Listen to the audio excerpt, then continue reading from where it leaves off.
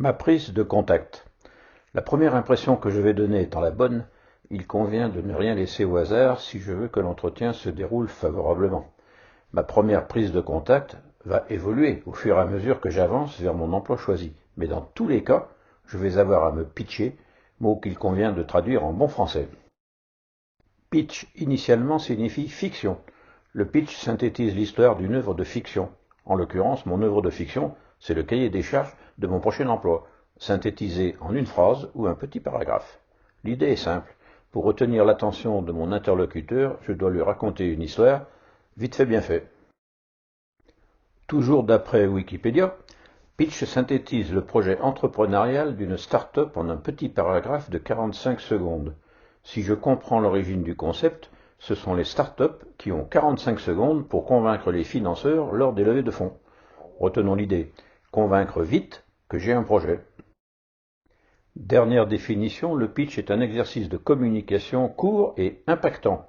Ouf, les deux termes semblent un peu contradictoires. Donc un pitch, ça se travaille et ça se rôde avec des proches.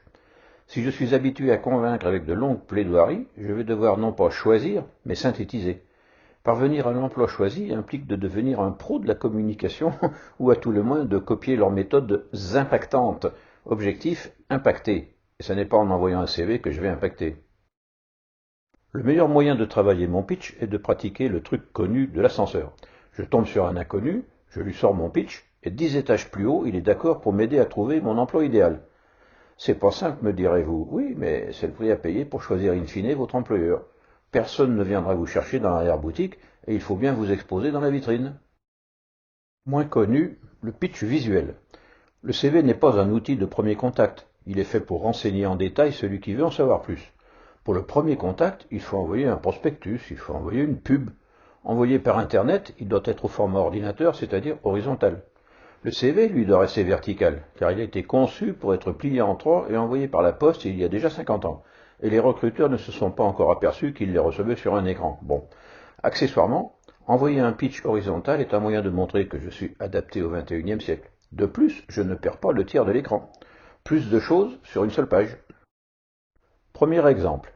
Si une étudiante qui cherche un job d'été envoie son CV, il ira rejoindre une pile. Si elle diffuse largement par contre ce prospectus, elle va forcément attirer l'attention. En haut et au centre, l'objet du tract à distribuer sur les marchés, recherche d'un job d'été. À gauche, moi, qui suis-je? À droite, mon offre, et au centre, une synthèse de mon CV. Ce flyer est authentique, hein. J'ai juste changé la photo et les coordonnées, car il n'est plus actuel. Il s'agissait de l'été dernier.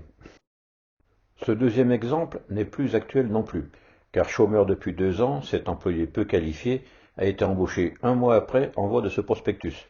Il montre qu'il est pressé de trouver ce qui rassure toujours un recruteur. Celui-ci est encore plus synthétique. Entre deux niveaux et hésitant à s'affirmer manager, ce candidat a trouvé très vite un emploi à sa convenance dès qu'il s'est clairement affiché manager de projets transverses, mais pas n'importe lesquels, ceux à dimension humaine forte, aux enjeux et problématiques complexes. Forcément, on a envie d'en savoir plus sur ce bonhomme qui manifestement ne cherche pas une planque. De plus, la vraie photo donnait envie de le rencontrer. Si je vends ma personnalité, je choisis bien la photo. Passer à 50 ans du statut de cadre dans une grande banque à celui d'éventuellement indépendant n'est pas très simple à expliquer. L'idée de représenter mon parcours sous forme d'une flèche qui conduit logiquement à mon offre est aussi une excellente idée. Le lecteur comprend pourquoi votre offre est légitimée par une expérience. Proposer plusieurs modes de collaboration est souvent aussi un atout par les temps qui courent. Une autre Charlotte aux pommes, à peu près du même âge, qui avait tenu 3 emplois très différents, a pu très facilement mettre en évidence qu'elle avait en fait toujours fait la même chose, de la gestion administrative combinée avec de l'accueil et de la négociation. Sa compétence est donc adaptable à une grande variété de cibles, mais encore fallait-il le démontrer. J'aime bien aussi le flyer de celle que j'ai rebaptisée Delphine Mouche, une assistante de direction suffisamment expérimentée pour offrir ses services comme le bras droit d'un patron. Elle a même utilisé l'expression de bras droit ambidextre pour bien montrer qu'elle peut intervenir aussi bien pour apporter de la rigueur dans les procédures avec son cerveau gauche que de la bonne humeur dans les relations humaines avec son hémisphère droit. Elle avait bien défini sa cible en bas à droite du flyer et elle a trouvé pile dans la plaque. Pour terminer, c'est volontairement que j'en regroupe 4, pour vous montrer qu'ils peuvent être très différents. Autant il est difficile d'exprimer ma personnalité à travers un CV conventionnel, autant la présentation du prospectus est très révélatrice. Il faut bien sûr que la forme soit cohérente avec le fond. J'écoute les conseils, mais pas trop. L'important est que ce document me ressemble. Par discrétion, j'ai supprimé les photos, bien que les 4 personnes que je connais gagneraient toutes à être connues. Bon. Retenez que la photo doit correspondre au style général du prospectus. Éventuellement, vous pouvez en prévoir un sérieux et un plus cool. Je me suis amusé à faire le mien, mais à la relecture, je le trouve pas très pertinent. Je me définis comme un auteur conférencier. Or, les prestations que j'exprime en bleu n'ont rien à voir. Je ferais mieux de mettre les thèmes traités lors de mes conférences. De fait, en bleu, j'ai listé d'autres savoir-faire, mais qui ne sont plus d'actualité. Je vous envoie quand même celui-ci pour vous montrer ce qu'il ne faut pas faire, mais je vais le modifier si mon objectif est bien d'intéresser à mes conférences les associations et les clubs. Trop de propositions brouillent l'offre. Au-delà du prospectus, je peux aussi réaliser un clip de 2 minutes. Avantage, je combine l'oral et le visuel, et le clip se prête bien à raconter une histoire. Je peux par exemple échanger avec un ami pour rendre la chose plus vivante. Inutile de disposer d'outils trop sophistiqués, voire onéreux. Je ne suis pas un chômeur professionnel.